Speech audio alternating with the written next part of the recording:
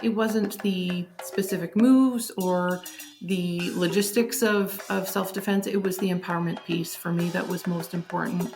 I wanted to know and make sure that no matter what I told them or taught them, that they would get the empowerment from it. That's the most powerful part of self-defense. The people who are telling participants to use your keys as a self-defense weapon, that's usually where the instruction ends. They don't tell you how. They don't tell you where to scrape. They're just like, oh, it's sharp. Scrape them with it. Right, and then run away. In the same way that the keys allow you to get home and in your door, your cane is going to allow you to navigate your way out of a situation. Absolutely.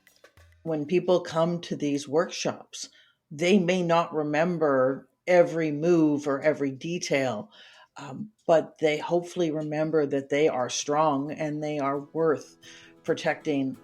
There is that commonality of people coming in the doors with their own experiences and their own needs and not necessarily knowing how to get their body to do what they want their body to do in that kind of situation. Self-defense, martial arts, and disability. We got into it, but there's so much more to learn and understand, and maybe even try out.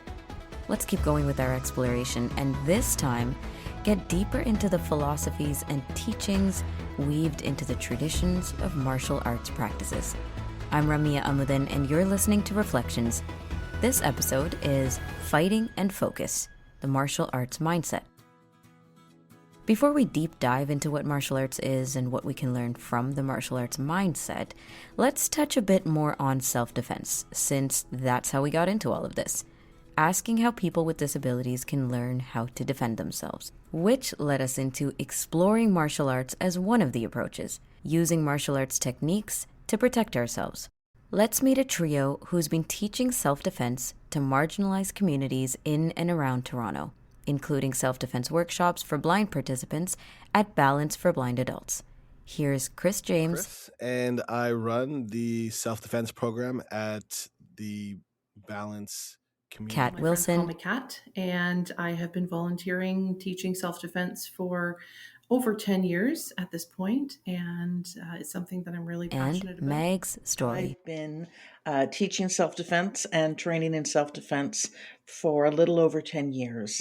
And Chris was one of my very first instructors, and I still remember what it was like not to know anything and to be afraid of my own shadow. And I really like that I can take what I've learned and pass it on to other people.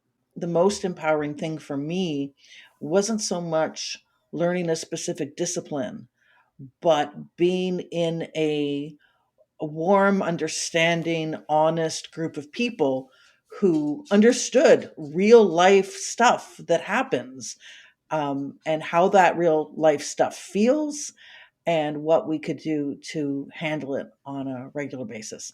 It is normal to feel absolutely intimidated by a martial art or by a discipline. And at least in my case, to think that I just didn't have the capability of doing it. And just having people around you who say, I believe in you, you can do this. One of my favorite things to tell students is you are stronger than you know. You have strength that you haven't tapped into or thought to use that way.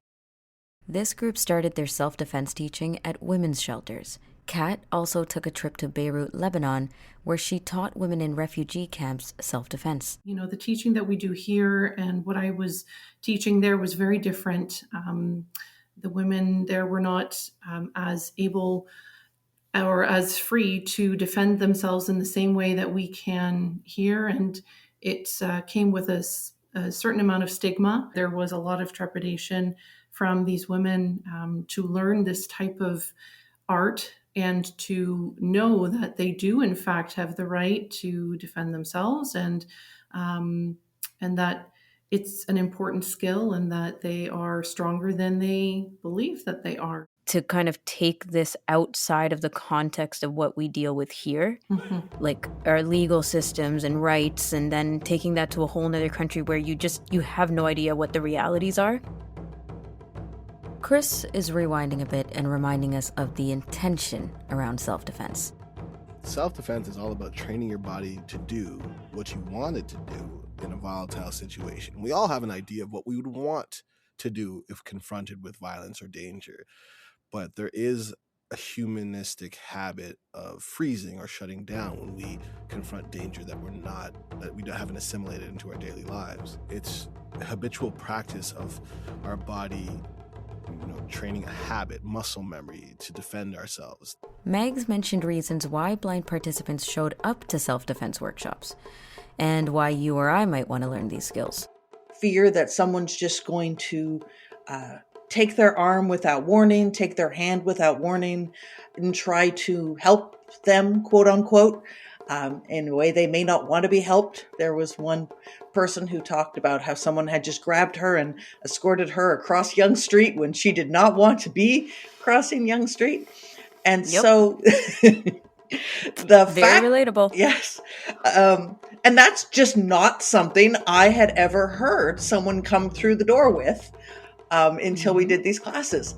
So the fact that we teach people how to pull your arm away and how to get out of a handhold you don't want, a lot of those very basic grabs. Very, very practical. The number of people who tell me, oh, I'm not strong. Oh, I can't do that. And I'm like, okay, well, just try it on me. Just go for it. Don't worry, you can't hurt me. I love that. And they will hurt me, and they will bruise me, and sometimes they will launch me a few feet, and then they will be all apologetic. And I will say, no, because in like a day or two, I'm going to be fine. But for the rest of your life, you're going to remember that you actually had this strength and ability to do this. Okay. Well, I am Johnny Tai, also called Johnny Tiger. I am a martial artist from British Columbia. I founded Night Strike Self-Defense for the Blind. We met Johnny Tai in our last Fighting in Focus episode. He guided us through very specific scenarios where risk assessment and self-defense plays a huge part in protecting ourselves. Now we talk martial arts. I myself have been training since 1987. What is martial arts then? What is it teaching you? Well, let's take the word apart. Martial means war. So art means something that you practice. Traditionally, martial arts were used in bodyguard work. Traditionally, martial artists were used for showing off. They can break board on the street to make a living. They basically were performers. Traditionally, martial artists were drafted to be military in the imperial military in many countries, and Japan, for example, was the only country in the whole world that had a specific martial class of people, which is the samurai. Unlike the European knight, which was a nobility title, that not all the knights really had to know how to fight. To be a samurai in Japan means you do nothing but prepare for war every day of your life. You train from morning to evening. That's the only thing you do. You don't worry about making money. You don't worry about earning a living. You don't worry about paying taxes. Your only duty in your life is to train for war. So when we say martial art as a self-defense, yes, martial art can be used for self-defense, but martial art, unlike self-defense, is more like a lifestyle commitment. When you learn a martial art, you want to follow the tradition. You want to bow when they tell you to bow. You want to wear the right outfit. In self-defense, you don't worry about outfit because you don't know what your attacker is going to be wearing. You don't know what yourself is going to be wearing. If you want to be good at self-defense, you need to be able to function barefoot, in slippers, in high heels, in combat boots. You don't just say, oh, my stuff only work with boxing gloves on. Hold on, let me get my boxing gloves. It doesn't work that way. But in martial art, no matter it's boxing, judo, karate, jiu-jitsu, Muay Thai, kickboxing, capoeira, any kind of martial art. There's a set form, set system, set outfit, set gear, stuff you have to wear, stuff that you can't wear, things you can use, things you can't use. So think of martial art as a more complete learning package. It's a blend of history, it's a blend of tradition, it's a blend of uh, community involvement. While some of it can be useful in self-defense, a lot of it is more for fitness, a lot of it is more for competition, a lot of it is more for performances. How long does it really take? How long did it take for you to understand the depth of the martial arts mindset, as I'm calling it?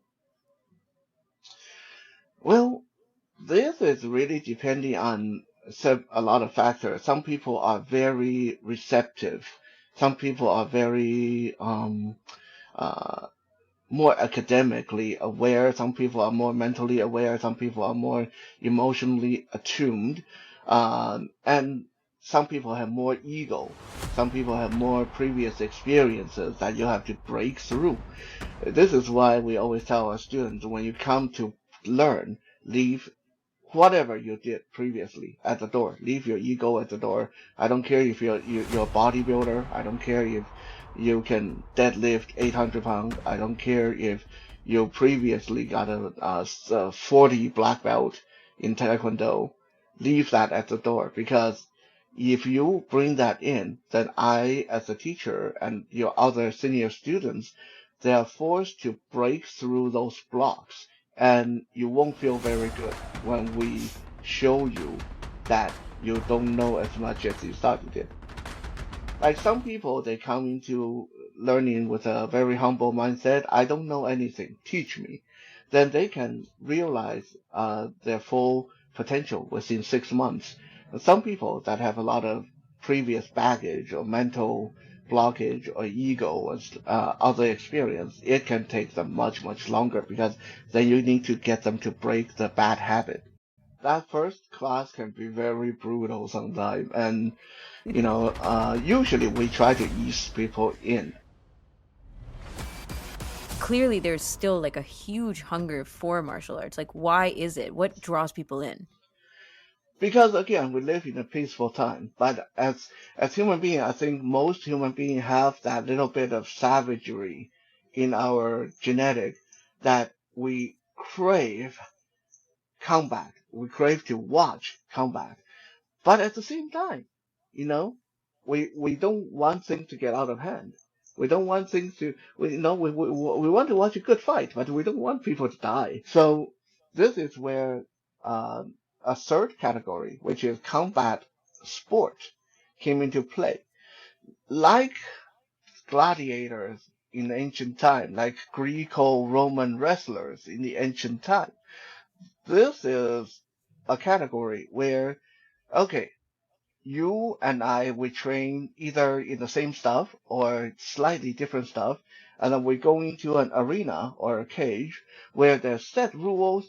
You don't punch me in the back of the head. I don't punch you in the kidney. You can't break my finger. I can't bite off your ear. We agree in a civilized fight to entertain people and at the same time make a lot of money. Anything from martial art that withstand the test of time, I think it's the idea that fighting is bad. That in a fight anything can happen. In a fight you can get hurt. The other person can get hurt. The other person can get hurt and come back and hurt you or your family afterwards. Um, this is why most martial arts teach civility. Most martial arts teach you to only play within the rule. Most martial arts teach you to not get angry. Most martial arts teach you to uh, control. Now, in almost every single martial art, control is one of the biggest factor. Not about controlling other people, but control yourself. What you're going to do, what you're not going to do. And I think that is a part of martial art that really withstands the test of time, is to teach us that to teach us control and humility and just how fragile people can be sometimes. My name is Clement Chou, and I practice Aikido.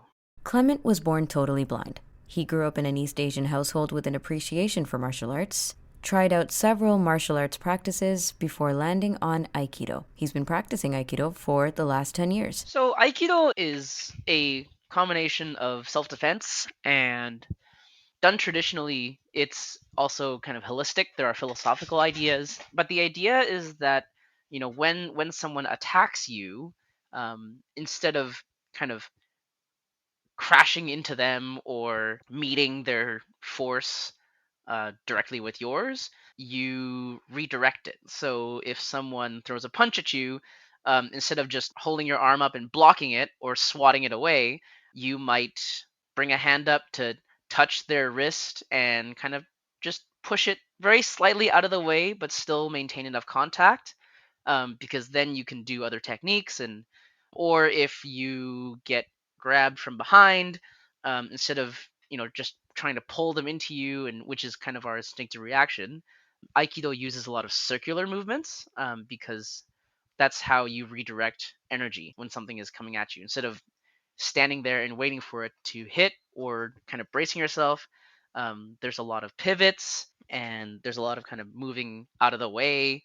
You learn how to fall, you learn how to roll, and all of those things as well. And Aikido is a lot of throwing techniques and pinning techniques. There's so many movements that as people who are born totally blind or visually impaired, that we can't conceptualize, because a lot of how we learn things is by embodying them, right? We experience things, um, and especially for people who are totally blind from birth, that's typically the first time we encounter something is when we experience it. And so it's always been interesting to me that there's certain things like the way we move our bodies, the way you can put your feet even, that just don't occur to you if you're born blind, because it's never crossed your mind to try these things. Back to that martial arts mindset. Martial arts, at least traditionally, thought about in terms of like Eastern martial arts, there's a lot about mindset and philosophy and the way you see life. I think one thing it's really taught me is that sometimes a little bit of give actually goes further.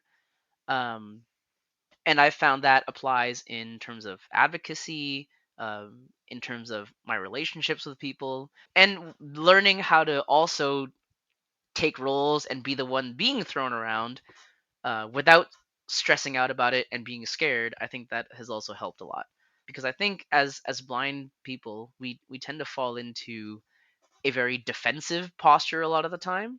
That's something that I think I've really learned, in Aikido, is that even if someone is coming at you in a way that you don't like, that doesn't necessarily mean they're bad. That could mean that there's something else going on that you need to work with, and you can't work with it until you make a connection point. It teaches you mutual respect, um, which, if I'm being honest, is something I think we've kind of lost a little bit of in North American culture today. There's a lot more of a sense of the world being all about me. And when you do martial arts, it's very directly pointed out that it's not about you. It's about people in the dojo. It's about the world around you. You don't always get to practice with people you like or that you work well with, but you still have to work with them, because that's part of what it means, to respect people. As we wrap up this topic, for now, here are some encouraging sentiments from our guests if you, like me, aren't so sure how to get started with self-defense or martial arts. There can be experts in their relative disciplines, and they could be the best fighters and the best teachers in the world, but if they don't have a teaching style that makes you feel comfortable, that makes you feel safe, that makes you feel seen, then they're not going to be the right teacher for you. The way that you gauge the distance, the way that you approach the attack, the defensive positioning that you take, the way that you engage someone is going to be different. It's not necessarily the attack itself, it's just the way that you engage with the other person. Most of it has been using the person's grip on you to guide up to their vulnerable spots. Instead of seeing their vulnerable spots in real time or in space, using their grip. If they're holding on to you, even if they're, God forbid, even if they're choking you, um, using that connection that they've established to your body, going up their arms and finding where their eyes, their nose, the throat is, It's more using their attack to gauge where their vulnerable spots are in space in real time, using your hands to trace up their arms or to trace down to their mid-level section. It really has been doing it all by touch. And, you can kind of adjust what you're used to doing just by closing your eyes. And it almost sounds a little bit dismissive because there's so much more to being low sighted or blind than just closing your eyes. It's not, there's so much nuance that we don't think about, but it was just helpful to think about it in terms of, if I couldn't see, how would I do this, or how would I adjust this? Obviously, if something's not right, then it's not right, and that's totally fair. But I would also challenge people, give it a shot, because you never know what the alternatives might be, or the other modifications that we can provide to get you to a place where you are comfortable, where you do feel that you are powerful and that you're learning really well.